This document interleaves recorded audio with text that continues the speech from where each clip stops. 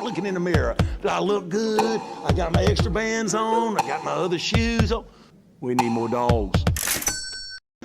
And welcome back to latest and greatest episode of the Shaving Points podcast. My name is Jayden May, joined as always by my co-host Quentin Crisco. How we doing tonight, Quentin? Got winners for Christmas, Jay. Went Winner- 4-2. Should put me up, 7.5 units on the year, something like that. I haven't finished the numbers yet, but so feeling good, feeling fine, ready to get some more winners. I had a decent week too. I think I was up 1 unit maybe on the week. I can't remember exactly, but not our worst week, that's for sure. That's for sure. Ready to jump in? Yeah, we got fantasy championships this week. You and I facing off in our league that's been going on for about 10 years. First time we've ever faced each other. Best teams all year. So good luck to you. Good luck, sir. Thank you, sir. Yeah, we can go ahead and jump right into the slate, though. Let's do it.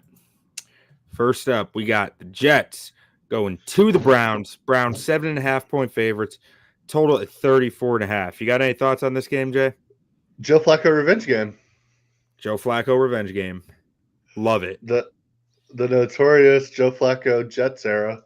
Yeah, I mean, I think Browns probably win this game. 7.5 is a big number. Very low total. Big number, low total. Kind of screams boring game. But no, I think Browns win. But yeah, I'm not betting this one. Yeah, 7.5. That hook is just that makes it tough. If they're telling you it's a low scoring game and it's over a 7-point spread, I'm generally gonna pass. Fun fact though, the Jets, including this year, have not had a quarterback throw for 10 plus touchdowns in the last 4 years. Double-digit touchdowns. That's all. That's all we're asking. Who's playing quarterback for him this week? I don't even know. Because Wilson's got to have like 5 or 6 at the moment, at least. It's probably Trevor Siemian. Think he has more? No, I mean that's who's playing. I don't. Oh yeah. But yeah, no. The last 3 years they haven't had one, and they don't have one this year either. Maybe somebody lights him up for 5 tonight and gets there. Maybe, but yeah, staying away. Next up, Lions going to your beloved Cowboys. Cowboys are 6-point favorites. Total at 53.5. How about them Cowboys, Jay? Yeah, not really nervous going into the playoffs, but wish the penalties would kind of get cleaned up a little bit. But we'll see. I mean, Miami's a tough place to play. Miami's a good team. I thought we played pretty well the whole time. Pollard had a little goof on the end zone, which turned into a Lepke turnover, but not the end of the world. Cowboys are a much different team at home. I expect them to go out and win this game. But the way that defense has been playing, I think there's going to be a lot of points in this game. I'm taking over 50. I got 53, but 53.5 I'll take as well. Give me the over in this game. I like the way Jared Goff and that Lions team is rolling right now. So, yeah, I like the over in this game. Yeah, I'm with you on the over. I got the over 53.5. I do not think the Lions defense is going to be able to stop the Cowboys offense very well. Losing Aleem McNeil really hurt this defense. Their D-line just is not the same up the middle, which opens up all sorts of opportunities against them. But I think the Lions can score against just about anyone. So at first I was thinking about taking Cowboys -6, and then I decided to take the over because I just think there's going to be points all over this game. Yeah, the only way the Lions don't score is if the Dallas D-line just absolutely dominates. And ever since we lost Jonathan Hankins, that really hasn't been happening lately. So, yeah, I think the over is a good play. All right. Next one here, the Miami Dolphins going to Baltimore. Ravens are 3.5-point favorites. Over under of 46.5. What do you think here, Jeff? I like the Dolphins in this game. Ravens coming off a big-time win over the number 1 seed in the NFC. The Dolphins played a pretty sloppy game against Dallas and came away with the win. I like Dolphins to go in there and keep it close. I wouldn't be surprised if Ravens won this game, but 3.5 is a lot of points for a team that can score as much as the Dolphins can. So, yeah, give me Dolphins plus 3.5 here. Yeah, I'm leaning towards the Dolphins. I'm not taking it. I think both these teams played pretty emotional games last week that were playoff caliber matchups. So I'm just not sure how that's going to swing. So like at getting the hook there on the 3.5, I lean the Dolphins, but I'm not confident enough to take it, so I'm avoiding. Good call. Okay. Next one, we got the New England Patriots, Bill Belichick, going against the Bills, which shouldn't be allowed. I don't think a Bill can't play against the Bills, but No. Bills are 13.5-point favorites here, over under of 40.5. What are your thoughts? Yeah, huge number, but I'm not touching this game. Bills have been playing fantastic here the last couple of weeks. So, I mean, I expect them to take care of business here. 40.5, pretty low total, but I think the Bills could win this game 35-5 or 35-5 would be crazy. But yeah, I mean, I could see them blowing them out and still not sniffing the total here. But they could also score more than 40 by themselves too. So I'm not taking either side, especially in a division game. 14 points. Yeah, I think this Patriots defense has actually been playing pretty good football.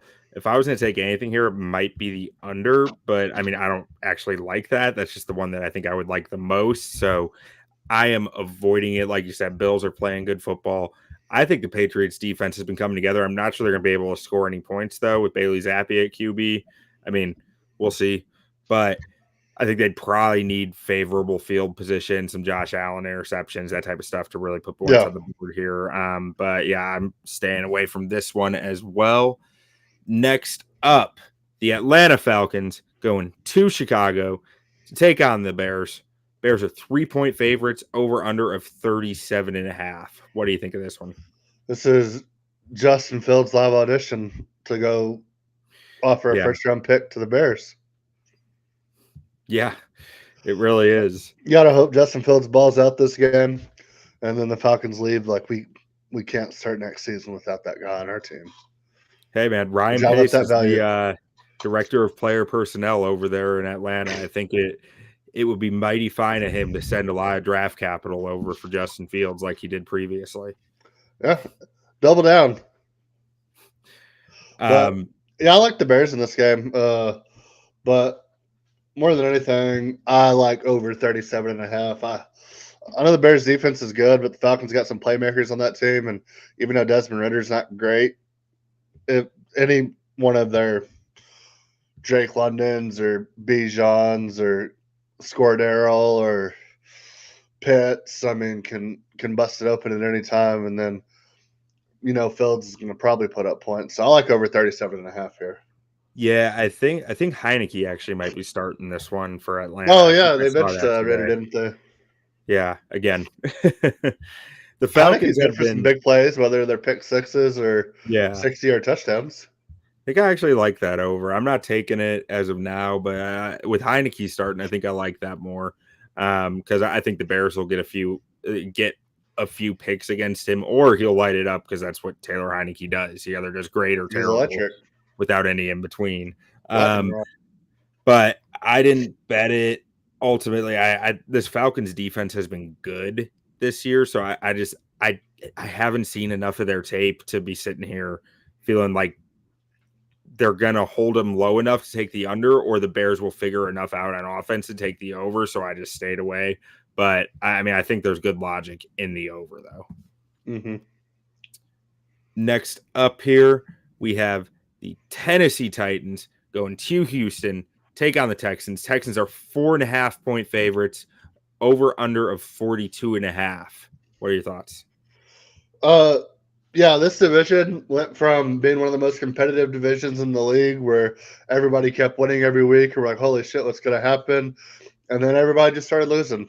And now nobody wants to win the division. But with CJ Stroud coming back this week, I think the Texans should win this game.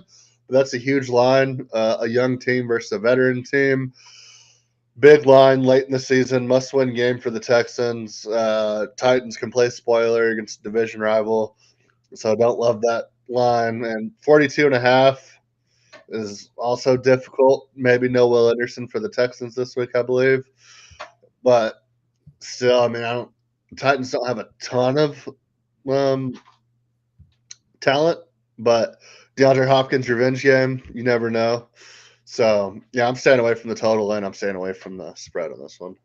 This game screams like 16-20 to me, which means one extra field goal could throw it either way. Like I'm staying away because of that. Like, with 4.5 point spread, I think the Titans are going to play games close. It's what they do. Mike Vrabel is really good at getting the most out of his guys. If the Texans still had Tank Dell, I'd like them a lot more at this number. But the fact that their receiving core is basically down to one weapon really limits their offensive upside, I They think. should have Dalton Schultz. Yeah, I mean, he's been good for him. That offense hasn't been the same since Tank Dell went down. I mean, well, we that's haven't around seen the same CJ. time We haven't Stroud seen went CJ. down, but Yeah, still. I was gonna say we haven't seen Stroud since Tank Dell went down either. Still, they need another dynamic weapon, and they just don't have it. Noah Brown. Noah Brown's going to do it for him. He already went off once this year. Hey, maybe he will. Start him in fantasy. You heard it here first.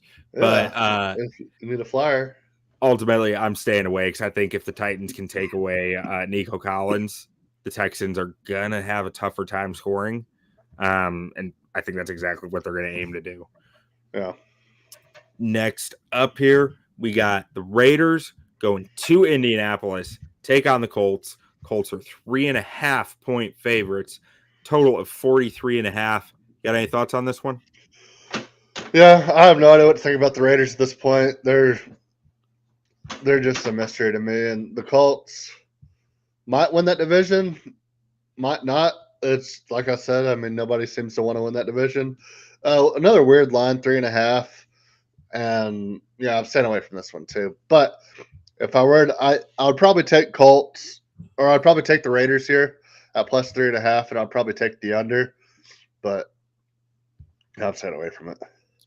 Yeah, I got Colts at -3 yesterday, and I took it. I look at this Raiders team. I see that over half their points came on defensive scores last week. I'm not sure this offense can move the football effectively, consistently. I mean, they might be able to move it on the ground, but they had a lot of game script in their favor last week, so I'm not completely sold in a neutral game script that they can move the football that well on the ground. And Colts at home, there's just something about them. Lucas Oil Stadium's got a weird aura about it. That just weird stuff happens in the Colts' favor there. So give me Colts -3 here. And I thought about taking the under, but like the Colts also, without Michael Pittman, that offense didn't quite work right. But I feel like Shane Steichen has a lot at his disposal or not at his disposal, but the way he coaches, I feel like he's going to find ways to scheme up success here and get some points. So the total kind of scares me there. I don't think the Raiders are going to be able to score very many points, though. So a lean to the under, but give me Colts -3. I like that. Next up, we got the Los Angeles Rams, led by head witch Sean McVay, who is just the grand master of witchcraft, going to the Meadowlands to take on the New York Giants. The Giants are 5.5 point dogs. Looks like I wrote this incorrectly here, with a 44.5 point total. What do you think of this one? Yeah, Rams are going to win 10 games this year, and they lost Stafford for a couple of games, and you look, they're 3 games back of San Fran, and it's like, imagine if they didn't lose Stafford for a little bit. Rams have been good all year. McVay's good. 5.5 is a big number to cover on the road, going all the way across the country. So don't love the spread here, and I would never take the Giants with this team at any number, basically. But at the same time, nearly 6 points is a lot of points to lay on the road, so can't really do that either. And then maybe like the under here, because I don't think the Giants can score. But yeah, Tyrod Taylor, I guess, is playing for the Giants. Yeah, weird game. Maybe tease Rams plus 2.5 with like over 38. Yeah, I took the Rams -5.5. I think Sean McVay is the type of coach who is going to give Wink Martindale a really hard time with his play calling, because Wink Martindale, he's hyper aggressive. He loves to attack, and McVay knows the right buttons to push against those attacks. I think the Rams are going to have no problem in this game and cruise to a win, because I also think Aaron Donald's going to give their O-line hell. And really, between those two factors, I see the Rams cruising here. So give me Rams minus 5.5. I like that. Yeah, I mean, I would probably take Rams if I had to take something in this game. Next up here, we have the San Francisco 49ers coming off a brutal loss to the Baltimore Ravens, going to the Commies. Commies are 12.5-point dogs here, 49.5-point total. What do you think about this one? It seems to me that they think the 49ers are going to destroy them and score a lot of points. So might just take 49ers team total, whatever that is. Yeah.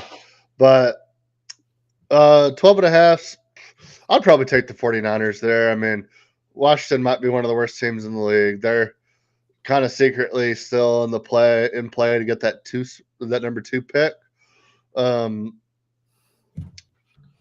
which wouldn't be the worst thing in the world for that team. So, yeah, Commies are really, really bad. I think 49ers team total might be, I don't know what it is, probably 36 according to these numbers, I guess. Yeah, I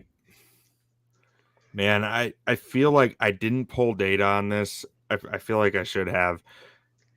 It feels to me like I always bet Kyle Shanahan against Washington because I think he's just going to wreck them. Yeah. And it always ends up being a close game. Like in 2019, the year that the 49ers went to the Super Bowl, they beat the Washington 9-0. Like so I just don't know what to think or do with this. Like, I feel like this game is always a surprise. I don't know if it's that Washington has a lot of knowledge of Shanahan or that Shanahan just goes over the top because it's against a team that he spent a lot of time with or what. Yeah. But I'm staying away from this one because I have no idea what to think.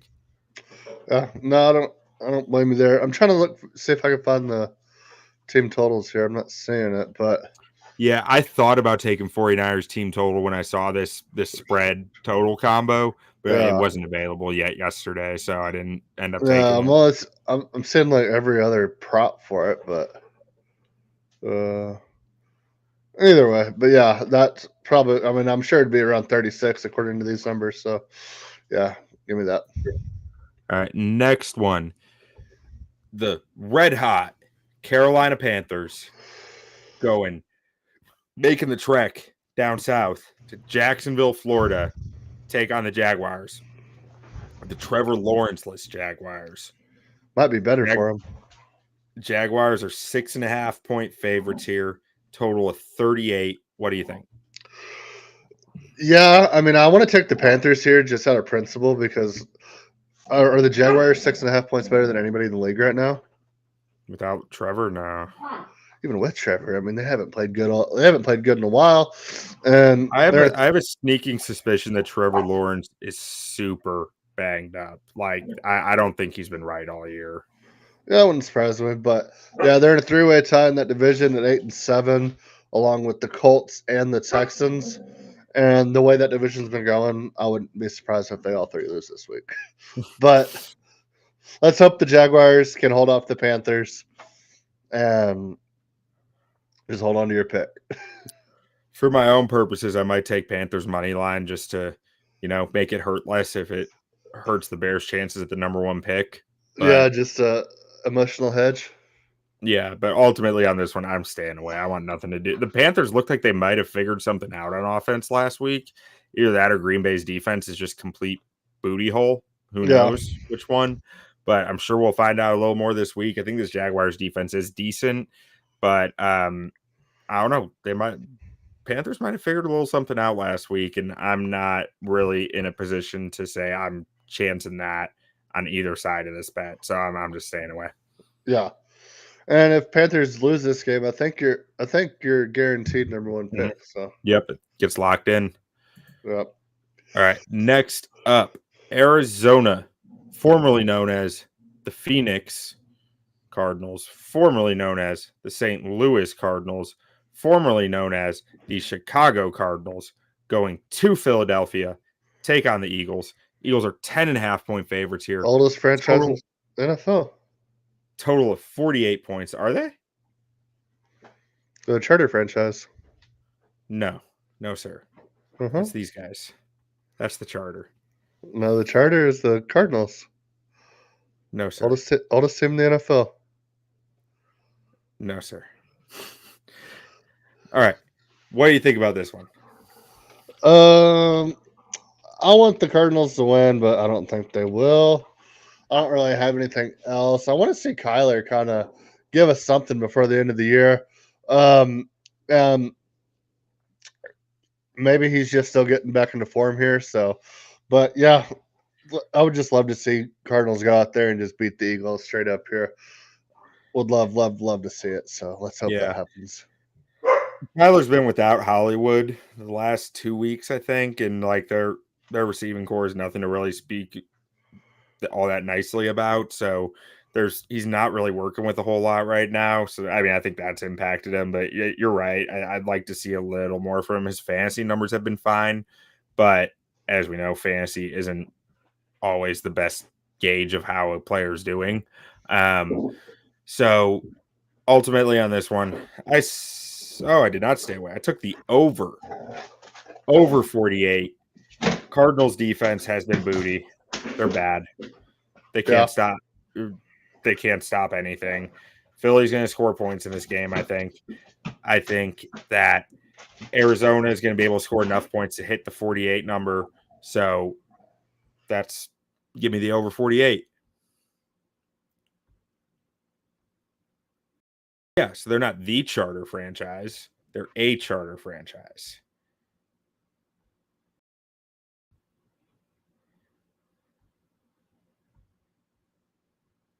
Did you freeze on me?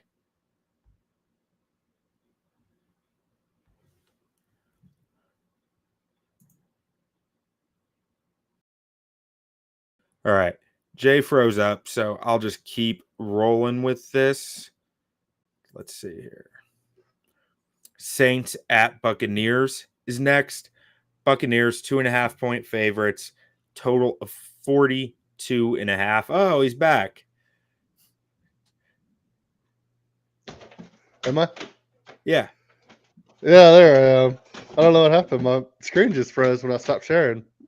Yeah, sometimes when you share, it'll just freeze up on you. But Saints Bucks, I think Bucks are playing better than anybody else in that division right now. So I would probably take them here at -2.5, but I like the over even more. I think Bucks can score on just about anybody right now. The way Mike Evans is playing, the way Baker's playing, Rashard White's starting to kind of really pick it up too. And then, I mean, the Saints, for as bad as they've looked, they got weapons all over the field, so they can definitely score too. So I lean Buccaneers -2.5, but I like over 42.5 even more. Couldn't put it better myself. I leaned Buccaneers -2.5, and I took the over 42.5. I think Bucks are going to score plenty of points. I think Saints will get some garbage time points. And if that completely flips on me and the Saints play really well, I still think it's going over because I think the Bucks will get garbage time points. I think this is an easy overplay. Yes, sir. But so on the Cardinals, yeah, they're a Charter franchise, not the Charter franchise. That's these guys because of George Halas. He created the Charter. Both of them together. Don't you bad talk Papa Bear like that. All right, next up. Pittsburgh Steelers flying all the way to the Pacific Northwest. Take on the Seattle Seahawks. Seahawks are 3.5-point favorites. Total of 41.5. Rudolph the Red-Nosed Reindeers playing quarterback for the Pittsburgh Steelers now. What do you think of this? Do you remember Duck Hodges? Oh, I got a poster of him on my wall. He should come back. I was thinking about him the other day. But Mason Rudolph let it up last week. They finally realized that George Pickens is really freaking good, and they just kept throwing him the ball, and he just kept catching touchdowns. So I have no idea if that trend is going to continue. Seattle's looked pretty good these last couple of weeks. Close game against Dallas, close game against Philly. 3.5. Don't love that number. 41.5. Don't love that number. I expect the Seahawks to win this game, but yeah, I'm not touching it. Yeah, if this was 3, I might take it, but 3.5 is just that's a little rich for me. The Steelers seem to, I mean, they got Minkah Fitzpatrick back. I think that's huge for them. Mason Rudolph, I don't trust to replicate that performance, but who knows? Maybe he will. He was just chucking it deep, and George Pickens was making plays. So ultimately, I do think Seattle's secondary will be able to snuff some of that out between Witherspoon and Tariq Woolen. Long, big defenders who have plenty of speed. I think they're going to make life tough on the Steelers receivers, but 3.5 is still a little rich for me, so I'm staying away. Yes, sir. I like that.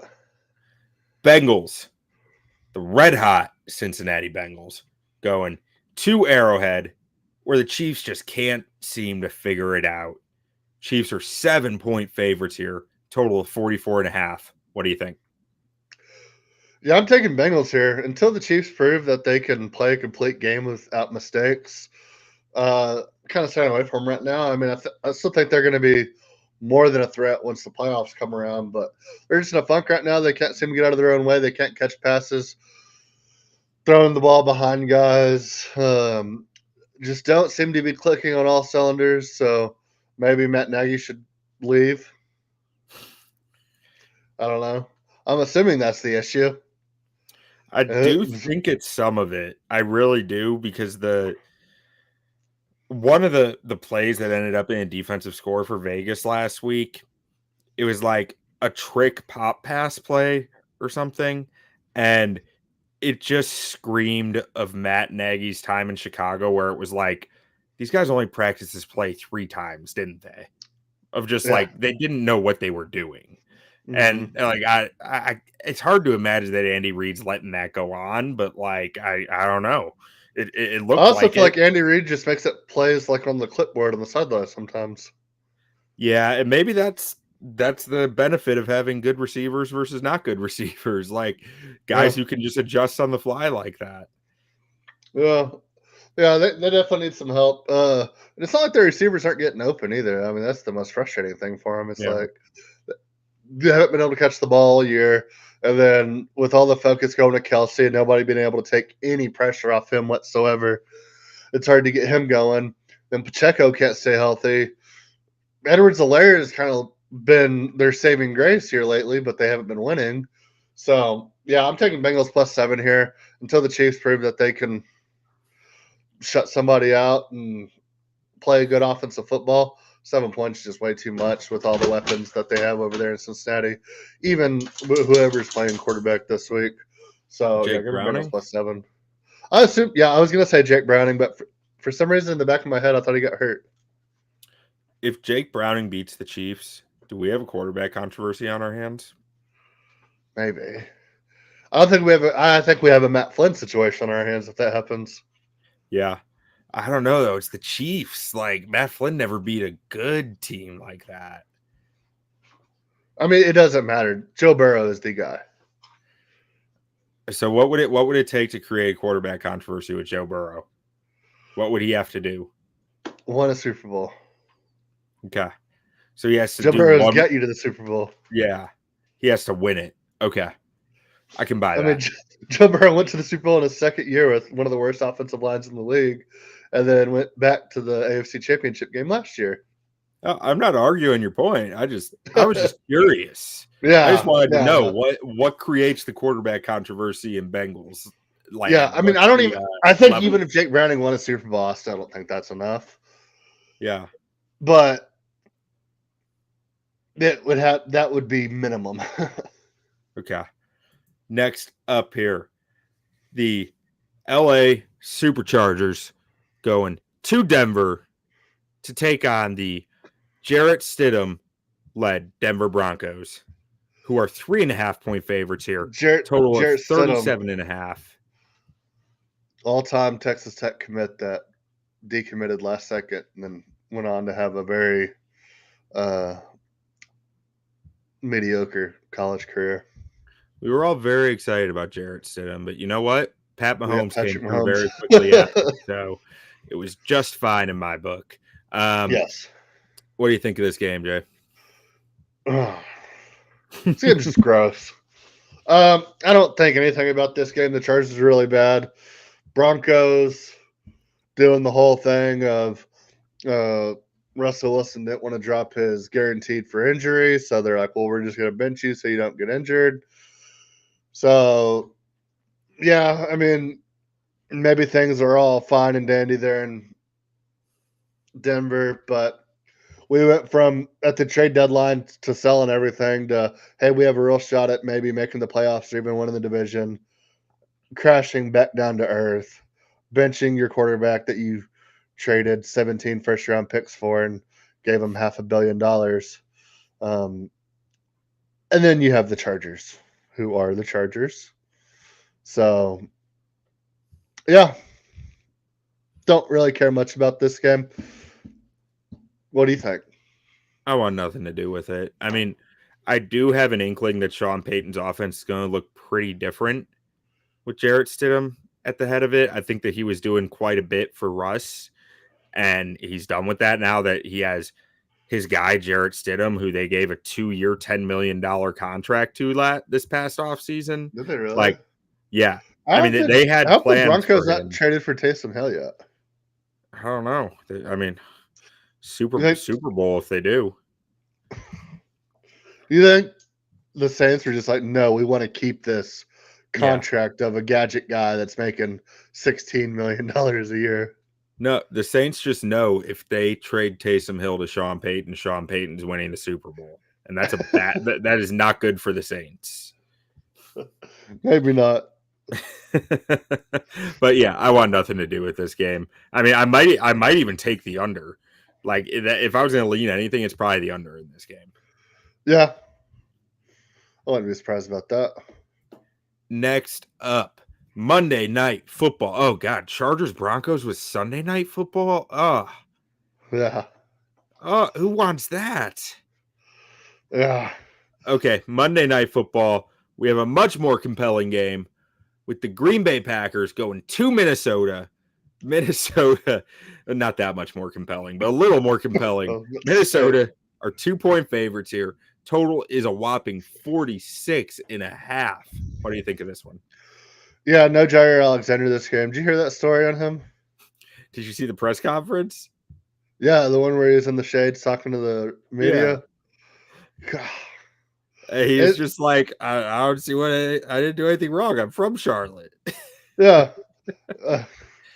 The crazy thing is that like he admitted that not only was he not supposed to go out there, he was the one that called did the talking and nearly just never got him the ball, and the ref just happened to be a nice guy that day. But if the ref wanted to be a dickhead, he could have been like, oh, okay. So you want to receive, so you're electing to receive, so the other team will be able to choose what they want to do at halftime. Yeah. Like, just like ludicrous. Absolutely insane. But yeah, no Jair Alexander this game. If the Vikings had any semblance of like consistency at quarterback, I would love this over. I still kind of like the over, but if I was taking anything, that would be what I'm taking is over 46.5. But just the inconsistency at quarterback for them makes it hard, even with Justin Jefferson and all those weapons they have over there.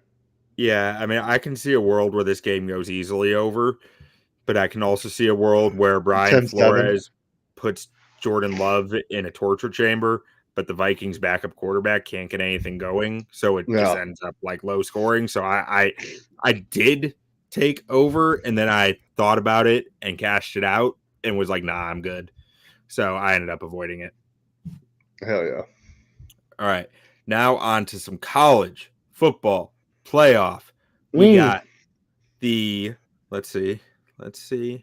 Where is it? I don't know what that sound was. It didn't come through my headphones, but I was looking for a drum roll. The Alabama Crimson Tide against Michigan Wolverines. Michigan is 1.5 point favorites in this game. Total of a low 44.5. What do you think, Jay? Yeah, I have no idea how Michigan is favored in this game. I really don't. I think Michigan's probably the worst team out of the four that made the college football playoff. A lot of people seem to really like JJ McCarthy. He's been trending heavily on Bears Twitter from the little bit of Bears Twitter that I'm on. People seem to be okay with trading the first round pick for a haul of picks and getting like Not three or smart. four. Yeah, I don't agree either, but taking JJ McCarthy at like the 9 to 12 range or shit like that. And I'm like, most people are crazy. I mean, he's all right. I think he's the worst quarterback out of all four in the playoff. And I'm taking Alabama here. I think Michigan's the third best team they played. They played a pretty close game against Texas. They beat Georgia. I think Texas and Georgia are both better than Michigan, so they're battle tested. And Michigan, Ohio State was their toughest test all year. Maybe Penn State, but yeah, give me Alabama here. Give me Nick Saban in a playoff game, catching points. I'll take that money line all day for Alabama. Yeah, so I'm with you. I got the Alabama money. Alabama plus money just makes all the sense in the world to me. But one thing that is really interesting in this game to me, Alabama's defense is built to stop the pass. This isn't your Alabama defenses of yesteryear where they had the massive hogs up front and you just couldn't move them. Like this team was 31st in rushing yards per game allowed this year. The previous teams that I'm talking about, they were all like top 3 every year. So this is a team that is a bit more susceptible on the ground and is built to beat the pass. And what does Michigan do? Michigan doesn't really throw the ball all that much. They love to run the football. So it is an interesting matchup to me from that standpoint. But interesting. But I think their offense is just gonna roll over Michigan, which in turn is gonna force Michigan to think they have to throw the football, and it's just gonna be a nightmare scenario for them. But it might be. There's people out there who seem to think JJ McCarthy is just gonna be a monster if they have to throw it, but I'm not sold yet. I don't know where this narrative that JJ McCarthy is this great quarterback came from. I mean, he's played well in spots, but he's never taken over a game. He's never been the best player on the field. I mean, he's never done anything that would instill the confidence of like, oh, we got our guy. It's like they've had phenomenal teams. They've been able to run the piss out of the football, play good defense, good offensive line play. Like he's Greg McElroy. Like he's a fine college quarterback. Mm-hmm. Yeah, I mean, he has some really nice tools, but he's not asked to use them. So it's kind of like it's a weird. How do you assess that? You know, like sure he's got a good arm, he can make all the throws, but they don't ask him to. So it's just all speculation at that point until we see it. Like so, it's kind of like loosely, very loosely. So take this with a grain of salt, but a little bit similar to CJ Stroud in the playoff last year. Like CJ had outstanding stats, so that's why I say it's like very loosely. But CJ needed to prove that he could do stuff, and then he proved it. Yeah, and I mean, the biggest thing we saw from CJ Stroud last year in the playoffs was how mobile he was. Yeah, and his ability to create outside of structure, which is one of the big questions on JJ. Like, can he create anything outside of structure? All he does is we know JJ's got wheels, though. Yeah.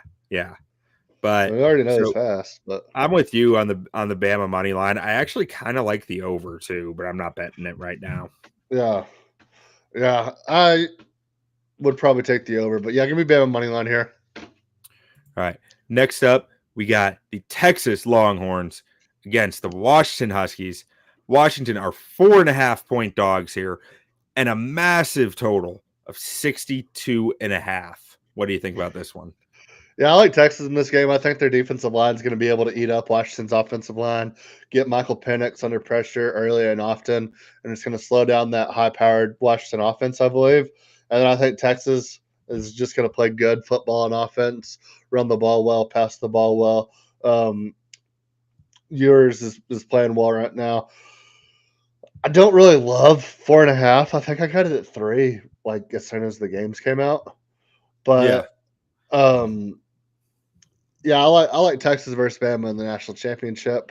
I kind of like this over, but I mean I could also see this being a low scoring game if Texas can run the ball well and get pressure on Penix early and often. I could see this being a 20-10 game or something like. I don't know. I think differently on that last part. Like, I think this is a coin flip game to me. I could see either team winning. Probably leaning a little to Texas, but I just think Washington will make any game that they want to shoot out at some point. And they like, so I like the over. I'm taking over 62.5, and I'm taking Washington plus 4.5. I just think it's hard to stop those receivers. I do worry Texas about can't get pressure on them. If Texas can't get pressure on him, Penix is going to throw for 500. Yeah. I mean, that's the weak spot of Texas, their defensive backs. But if Penix doesn't have time to throw the ball, then. Well, and that Washington O-line they're not a problem. You know, they got a few guys looking to be drafted. Yeah. But it's going to be I think it's going to be one of the Sweat on that the Texas most fun game. Line might be one of the best players in the country, if not the best player in the country. What was his name? I think it's Devondre Sweat. Oh, Devondre Sweat, but Byron Young, I want to say, or Byron something. I think he actually might be the more interesting player. Like, I watched some Sweat, and he was good for a nose tackle, but I still think he's a nose tackle. You know, he's not a guy who's going to venture outside of nose tackle much, but like the other guy, I think he has some real game-wrecking ability on that D line. I think Sweat's probably the better college guy for sure. But yeah, I think the other guy you're talking about, I'm trying to find it right now, but not having any luck.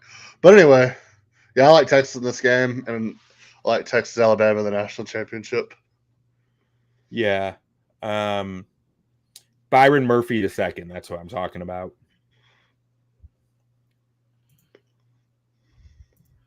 But I really want to see Bama Washington in the championship, because those corners against those receivers, that would be a hell of a game.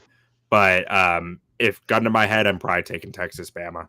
What's the worst possible matchup here? Washington, Michigan? Because I think Texas, Michigan would be cool. Texas, Bama would be cool. Washington, Bama would be cool. I don't want to see Washington, Michigan.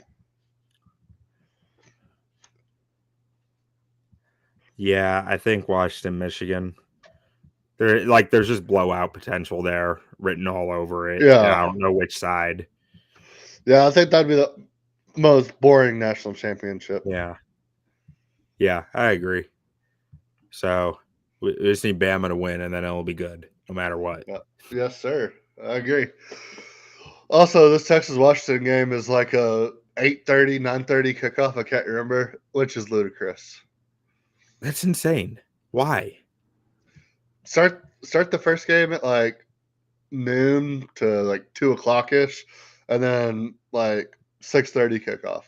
Yeah, that's too late. Like, especially with it being New Year's Day, like people got work the next day. Is it New Year's Day or New Year's Eve? It's New Year's Day, I think. Oh, they switched it this year. Good, because I have to be up at like 4 a.m. on New Year's Day, but the next day I can sleep in a little bit. So I actually like that better. Go. But yeah, I still wish it was earlier in the day though. But, yeah, ridiculous. Yeah, 8 o'clock kickoff. 4 p.m. is the kickoff for Bama. Is Central Times, but so 5 and 9 for me. It's not going to be over till midnight, 1 o'clock. What was it last year that the missed field goal from Ohio State? It missed at the exact same time the Central Time Zone went to the New Year. Yeah. Yeah. Crazy. It's just stupid. Like, why do we do this way? I don't know. To appease the West Coast that don't even watch college football.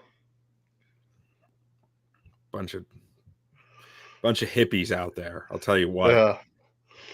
Yeah. You have 3 of the biggest football markets in the United States with Washington.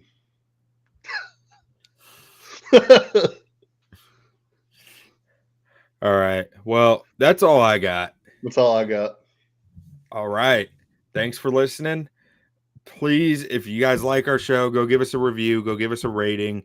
It helps us more than you guys can imagine. And we want to hear what you guys think. So if you don't like it, let us know. We want to hear it.